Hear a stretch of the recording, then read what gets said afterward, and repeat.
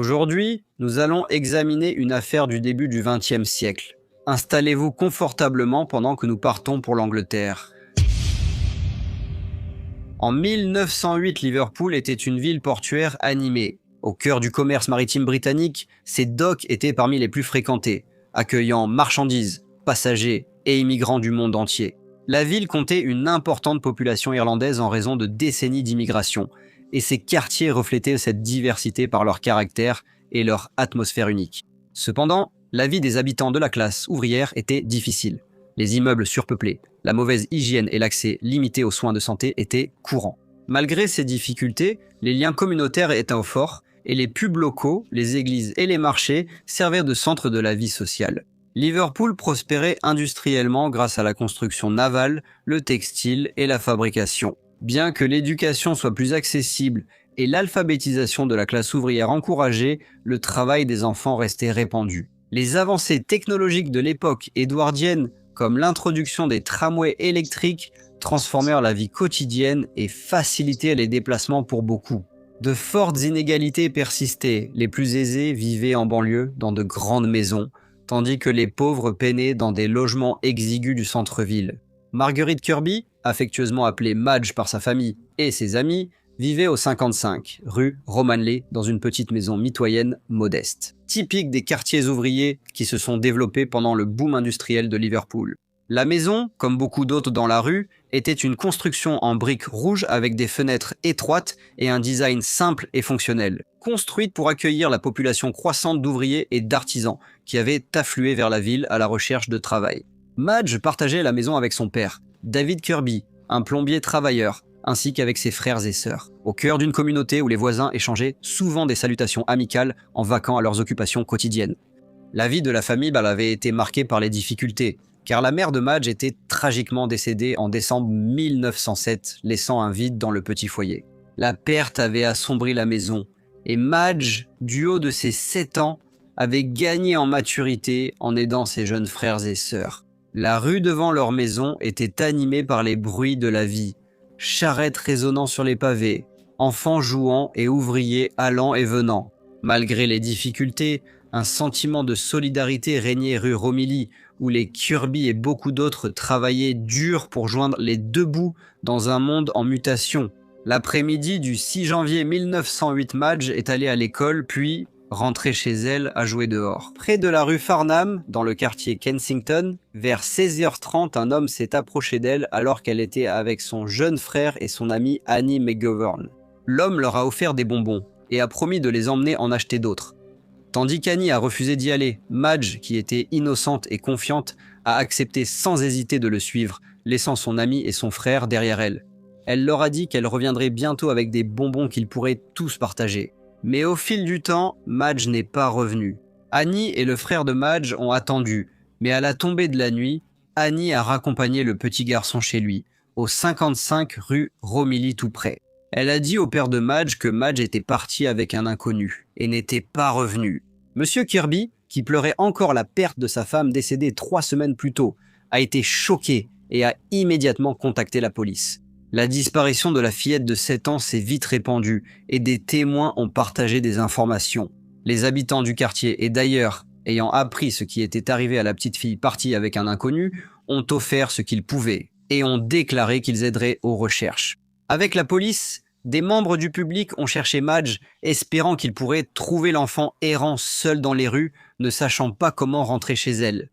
Après que les agents eurent mené quelques enquêtes, ils ont transmis la description de Madge à la presse. Il était écrit qu'elle avait des sourcils prononcés, des yeux bleus et un teint frais, et que, lorsqu'elle a été vue pour la dernière fois, elle portait une jupe noire à manches courtes, un tablier bleu et un bonnet en velours noir avec des rubans noirs. Elle portait également des bas noirs et des bottines à lacets. Les enquêteurs ont travaillé sans relâche, suivant chaque piste. Plusieurs témoins ont vu Madge avec un homme, pensant qu'il s'agissait d'un parent à cause de son attitude calme. Robert Woodside, un commerçant qui connaissait la jeune fille depuis un certain temps, a déclaré aux policiers qu'il l'avait vue tenir la main d'un inconnu près de Roper Hill vers 17h30.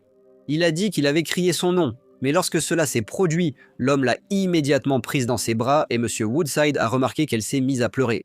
Il a ajouté que l'homme s'est alors rapidement éloigné, mais inquiet, M. Woodside a dit qu'il les avait suivis, mais qu'il les avait perdus de vue lorsque l'homme a porté Madge en haut de Roper Hill. Ensuite, M. Woodside a précisé avoir prévenu le père de Madge, M. David Kirby, avant de signaler l'incident à la police de la rue Prescott.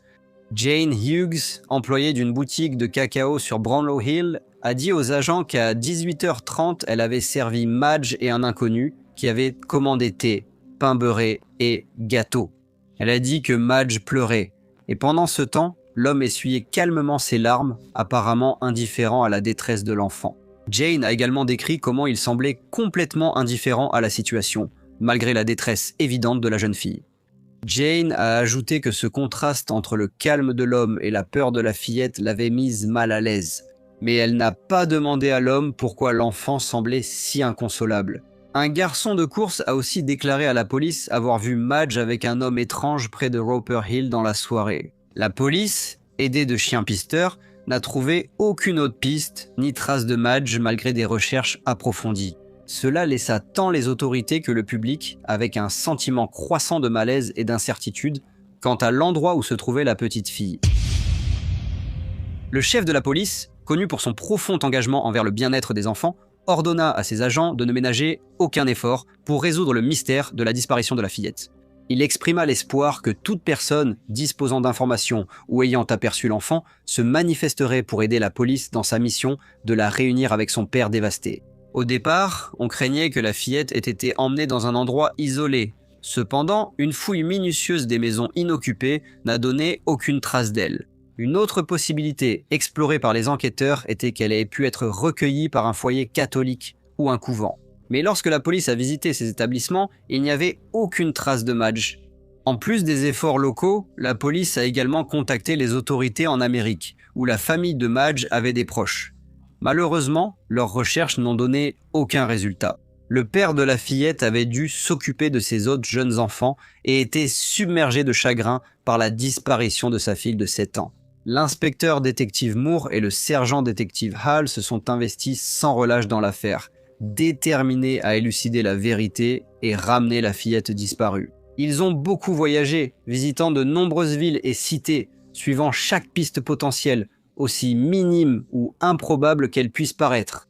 Leur engagement était inébranlable alors qu'ils interrogèrent des témoins, questionnaient les habitants et rassemblaient des fragments d'informations dans l'espoir de trouver une percée.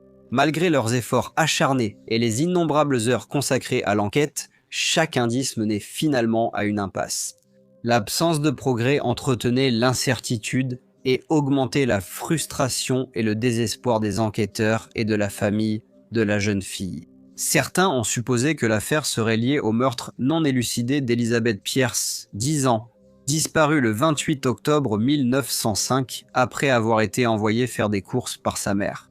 Sa mère avait d'abord supposé qu'elle avait passé la nuit chez une amie. Le lendemain matin, le corps d'Elizabeth a été retrouvé. L'autopsie a conclu qu'elle était morte de choc après son agression.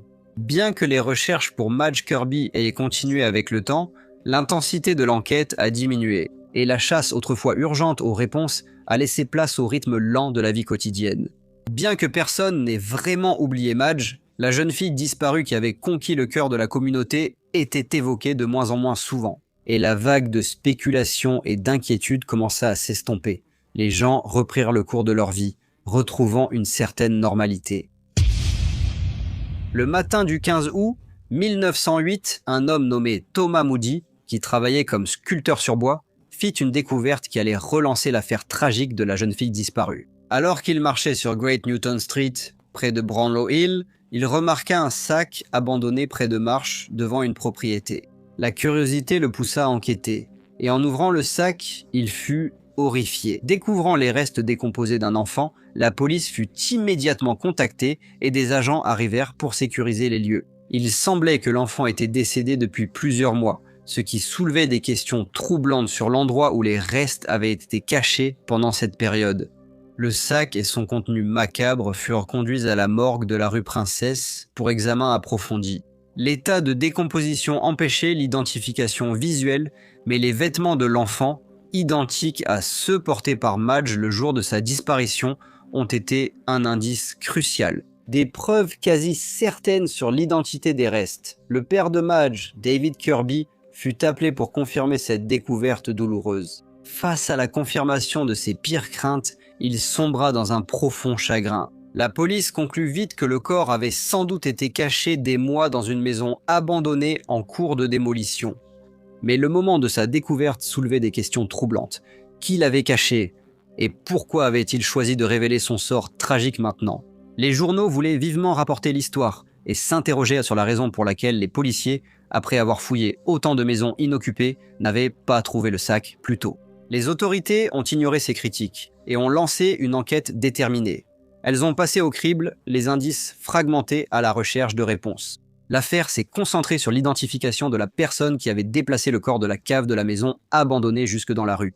Malgré les efforts de la police, aucune arrestation immédiate n'a eu lieu, mais le public a donné des informations. Et bien que certaines pistes proviennent d'observations pratiques, d'autres ont été proposées par des voyants et des rêveurs, qui, bien qu'ils soient désireux de contribuer à la poursuite de la justice, ne furent d'aucune aide. Parmi les preuves tangibles, une porte en bois, brisée, se démarquait. Elle portait des empreintes de mains distinctes dans la poussière, témoin silencieux des mouvements de l'auteur et rappel glaçant de sa précision calculée. Il y avait également des témoignages faisant état de la présence d'un homme qui avait récemment été vu transportant des sacs près de la maison. Au fur et à mesure que l'enquête progressait, de nouvelles découvertes mettaient en évidence l'ingéniosité de la personne responsable. La personne ayant attiré Madge était aussi jugée responsable du déplacement précis du corps. On pensait qu'il avait escaladé un mur à l'arrière de la propriété, profitant de l'obscurité. Il est entré dans la cave avec un pied de biche, puis a transporté les restes par la porte d'entrée. Le sac avec le corps a été laissé bien en vue dans la rue, ajoutant à la scène macabre. Il contenait des journaux locaux datant de quelques jours avant la découverte. L'homme connaissait manifestement les lieux lorsqu'il a enlevé la petite fille. Il avait parcouru les rues avec assurance, chacun de ses gestes trahissant une profonde connaissance de son environnement. Malgré de nombreux indices et les efforts de la police, le coupable restait introuvable. Une lettre, supposée écrite par le meurtrier, arriva rapidement à la police de Liverpool. L'auteur de la lettre connaissait le crime et décrivait froidement les faits menant à la mort de la jeune fille. Il disait avoir emmené la jeune fille à l'exposition universelle et y être resté plus de 2 heures avant de rentrer. L'auteur précisa qu'il avait été locataire sur Great Newton Street et possédait encore la clé de l'entrée. Et cette nuit-là, en janvier, sous le couvert de l'obscurité, ils y ont emmené la jeune fille et sont entrés par la porte d'entrée. La lettre contenait un aveu douloureux et suggérait que la police apprendrait bientôt comment Madge était morte, sans donner de détails. Ils expliquèrent ensuite qu'à 5h35 du matin le 15 août 1908, ils étaient retournés à la maison. Et, une fois sur place, ils décidèrent de révéler au monde ce qui était arrivé à la petite fille. L'auteur donna un indice, s'identifiant comme un habitué d'un pub local. Ils conclurent la lettre par un adieu énigmatique, insinuant que les autorités auraient du mal à les retrouver, peu importe leurs efforts. La lettre anonyme laissa la police perplexe, relança l'enquête et choqua la communauté, tandis que la recherche du meurtrier devenait de plus en plus désespérée. Les funérailles de la petite Madge Kirby, âgée de 7 ans, eurent lieu l'après-midi du 13 août et furent marquées par un extraordinaire élan de sympathie publique. Malgré la pluie, des milliers de personnes se sont massées dans les rues pour rendre hommage. Le petit cercueil recouvert de fleurs offertes par la famille, les écoliers et les amis était un rappel poignant du chagrin de la communauté. Annie McGowan, la fillette qui accompagnait Madge quand l'homme a tenté de les attirer hors du parc et a convaincu Madge de le suivre, faisait partie des personnes en deuil. Annie avait refusé de partir et son témoignage avait été crucial dans l'enquête. Plus tôt dans la journée, le coroner de la ville de Liverpool avait ouvert une enquête sur la mort de la petite fille de 7 ans. Le père de Madge, David Kirby, a assisté à l'enquête et a confirmé qu'il reconnaissait les vêtements sur le corps comme appartenant à sa fille. Cependant, il a indiqué qu'il ne pouvait pas l'identifier à cause de la forte décomposition du corps. Il a également déclaré que la dernière fois qu'il avait vu sa fille vivante, c'était le 5 janvier, la veille de sa disparition. Bien que très ému, M. Kirby a parlé des efforts qu'il avait déployés aux côtés de la police et d'autres personnes pour tenter de retrouver Madge. Le sac contenant le corps a été identifié comme un sac en toile à sucre courant, rendant difficile la traçabilité de son origine. L'enquête a été ajournée au 10 septembre, la recherche de réponses continuant. À la reprise, d'autres témoins ont témoigné. Certains ont signalé avoir vu un homme suspect près de la propriété avant la découverte du corps de Madge. Les 3 lettres du prétendu auteur ont été lues à voix haute. La première et la troisième étaient manuscrites au crayon, la deuxième tapée à la machine. Il a aussi averti qu'il pouvait frapper à tout moment. Cependant, l'identité de l'auteur des lettres et du coupable restait inconnue, bien que la police pensait que l'auteur des lettres était une personne instruite. Ils ignoraient si cela venait du criminel ou d'une supercherie. Lorsque l'enquête s'est terminée, le jury a conclu que le crime était un acte délibéré commis par un auteur encore inconnu. 2 semaines plus tard, le 28 septembre, Monsieur David Kirby, père de Madge Kirby, est décédé à son domicile à Liverpool. 2 ans auparavant, sa mère était décédée, et vers la fin de 1907, sa femme était morte peu après avoir donné naissance à leur 7e enfant. L'inquiétude et l'angoisse concernant le sort de sa fille avaient eu des répercussions sur la santé de Monsieur Kirby, et sa mort est survenue après une brève maladie. Il laissa derrière lui 6 jeunes enfants. L'enquête de police sur le meurtre de Madge Kirby s'est poursuivie, mais malgré tous les efforts des forces de l'ordre, l'auteur n'a jamais été retrouvé, et le crime reste non résolu. Bonjour à tous et merci beaucoup de votre écoute. Comme d'habitude, n'hésitez pas à laisser vos commentaires ou retours, et j'espère vous retrouver tous dans le prochain Briefcase.